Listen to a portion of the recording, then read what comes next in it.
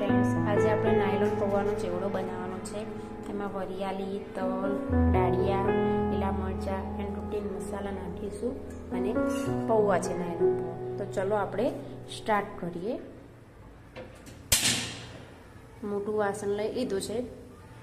એમાં નાખીશું તેલ. તેલ ગરમ થાય ત્યાં સુધી વાર જોઈશું.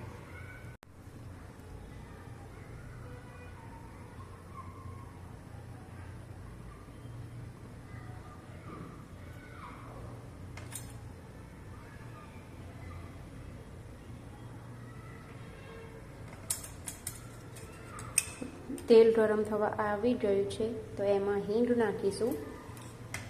રહી જીરું કે એવું કંઈ નાખવાનું નથી આમાં.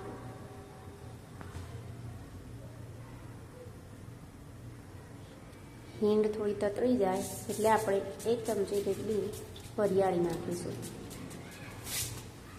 પછી એમાં નાખીશું થોડા તલ. તલ હોય તો નાયલોન પૌવામાં મજા આવે. પછી નાખીશું ડાળિયા. હવે ડાળિયા, તલ અને વરિયાળીને થોડી વાર સાતળવા દઈશું.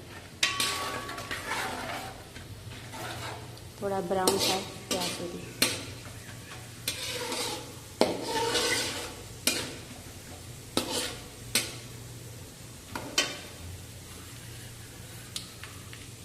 તો કલર ચેન્જ થઈ ગયું છે. હવે આપણે નાખીશું લીલા મરચાં.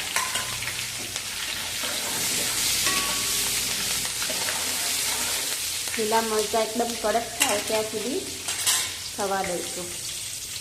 કેમ કે સોફ્ટનેસ હશે તો પછી નાયલોન પૌવા બગડી જશે, મજા નહીં આવે એમાં. તમને મારો બ્લોગ સારો લાગે તો ફોલો કરજો, શેર કરજો. ચલો ધીમે ધીમે આપણે નાયલોન પૌવા શકાવવાના છે. લીલા મરચાં હવે એમાં આપણે નાખીશું હળદર, 1 નાની સ્પૂન જેટલી.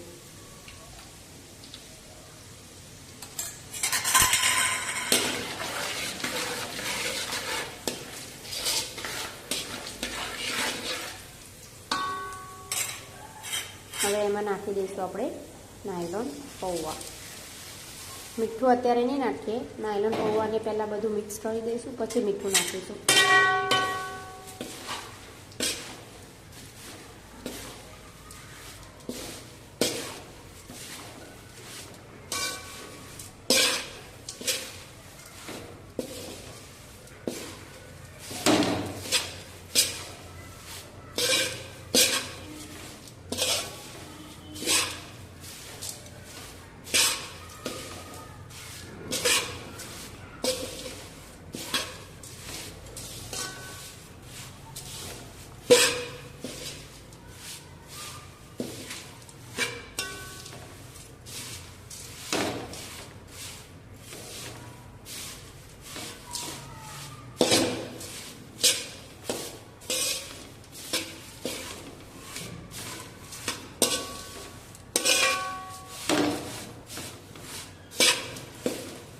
ચલો નાયલોન પૌવા થોડા ઘણા મિક્સ થઈ ગયા છે તો આપણે એમાં નાખી દઈએ મીઠું.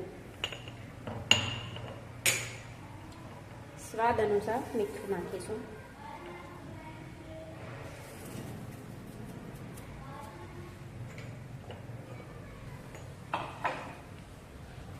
ચાટ મસાલો અને જલજીરા પાછળથી નાખીશું આપણે.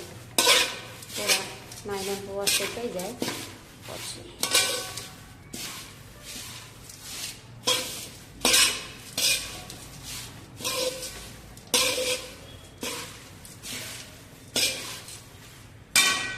હવે થોડા નાયલોન પૌવા સકડાવા લાગ્યા છે. આને 15 થી 20 મિનિટનો ટાઈમ આપવો પડે તો જ સરસ મજાના ક્રિસ્પી બને. ચેવડો થઈ જાય એટલે પાછળથી આપણે ચણાની દાળ અને નાયલોન સેવ પતલી આવે છે ને એનાથી થોડી જાડી એ નાખવાની. એ અત્યારે ઘરમાં નથી, લાવીશ એટલે હું અંદર મિક્સ કરી દઈશ. તો આપણો નાયલોન પૌવાનો ચેવડો રેડી થઈ જશે. અત્યારે તો રેડી નથી, અત્યારે હજી આપણે કામ ચાલુ છે. તમને મારો અવાજ સારો લાગે, મારા વિડીયો સારો લાગે તો ફોલો કરજો, લાઈક કરો.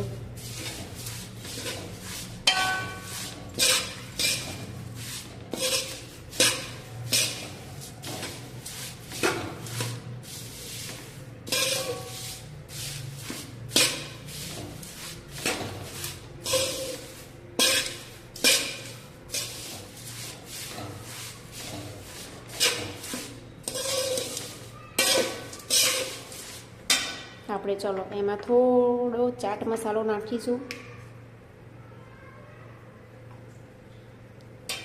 બહુ વધારે પડતો નહીં, થોડો નાખવાનો ટેસ્ટ માટે, અને થોડું જલજીરા ખટાશ માટે.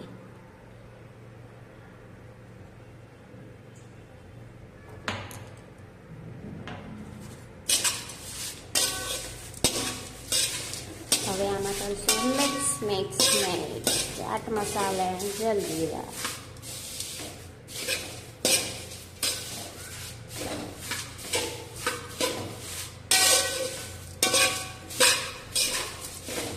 આમ કરીને જોવાનું આપણે ક્રિસ્પી થયા છે તે.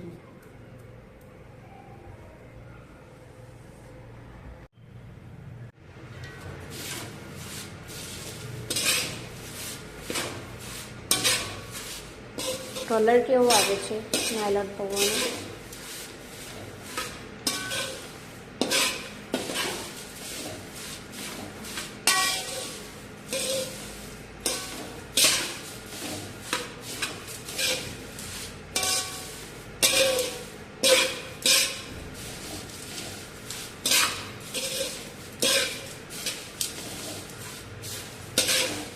હજી મારે મમરાનું ચેવડું પણ બનાવવાનું છે, એનું રેકોર્ડ હું